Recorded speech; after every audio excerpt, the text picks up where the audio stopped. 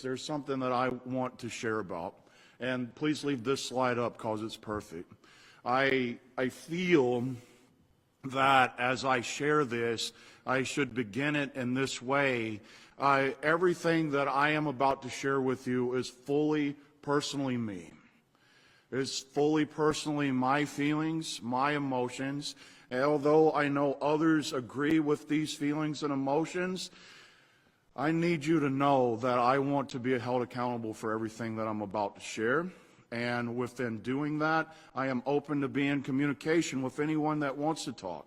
Unless that we talk about fully our emotions and our feelings about the way our world is turning, if we're not participating in conversations with individuals that disagree with us, things just get worse.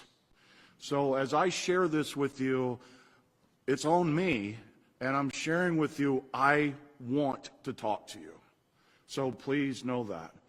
I want to share within our prayer time a prayer for everyone that is in a place of fear at this moment. There is new fears that we have not held in years so openly that are being felt at this time. In my language and my words, I share with you in ways that we have to be caregivers for our LGBTQIA plus siblings, and they are afraid right now. But it's not just them. I want you to know at this moment, at this time, any person of color is holding fears in their lives. We have been watching the news over the last few weeks. There's already been ISIS raids in different places, and those raids have not just collected undocumented citizens, but citizens in these raids. That is fear. It's a fear of looking differently than anyone else. It's a fear of being held in an image that doesn't fit the status quo. As that fear expands, it will expand in other ways. I've already shared with you multiple ways that our LGBTQIA plus siblings live in fear. We see in these raids our friends of color being in fear. We see in our conversations as we talk about bodily rights how our feminine friends live in fear. Every time that a law or a statement that's made that hurts an individual person, that is not Christ. I will be held to that statement, and I want to be. Anytime a law or a decision is made against a specific person, that is not Christ. As we move into this time of prayer today, we have to hold seriously every prayer. We have to voice every prayer because there's siblings that exist that needs to hear the words from the guy standing up front in the vestments and the stole that you're important. I wanted this to be so much me today, I almost took off my vestments to come up and share it with you. I didn't want to hold the image of a pastor. I wanted you to hear Drew Davis share what Drew Davis is afraid of.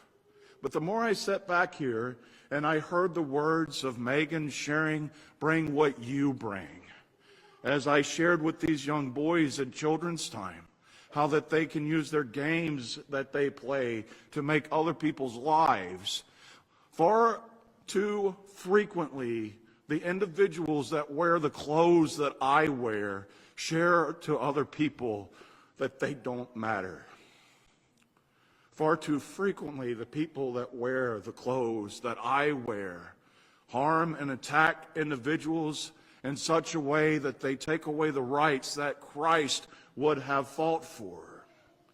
You may not be the person that needs to hear this message today, but I think about every time that Christ stood in front of the Pharisees and made a statement. And I'll share with you a harsh reality. I do not believe that Christ ever felt that he was going to change the way the Pharisees thought. But I do wholeheartedly believe that Christ knew that there was other people listening to what he said. So as we say things of this nature, as I make you fully aware of all of our siblings who are afraid right now, who are frightened right now, who do not want to step outside because they look different. They need us now more than ever. Now, I do this a lot, but I have to right now. My young friends singing back there could not be singing at the best time. I want you to hear the young voice in this room.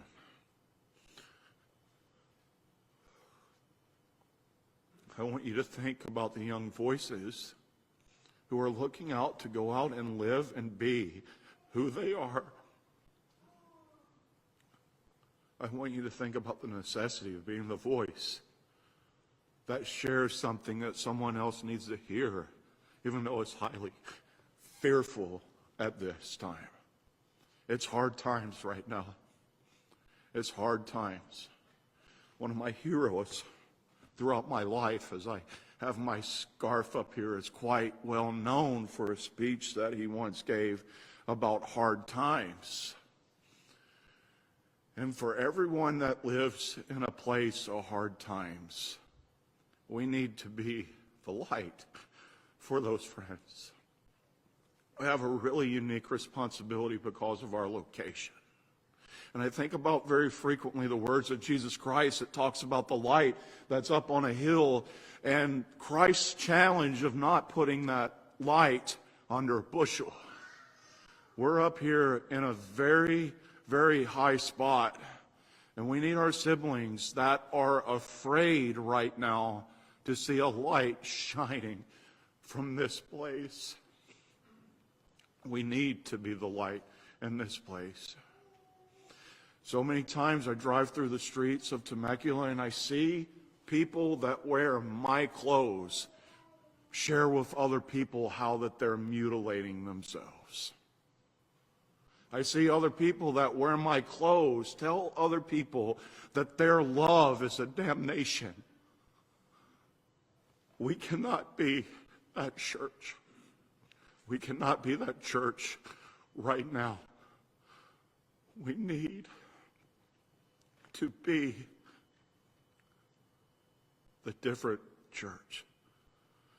Because every time I go out in my clothes, I take more time explaining about love when a person out in my clothes needs to be the reflection of that love.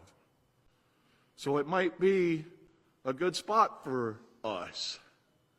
I'll share with you, and this will be the most controversial statement that I make right now. I'm pretty safe being a middle-aged white man. And that's why I got to speak louder. Because we need some more real middle-aged white men to speak out and say this is wrong.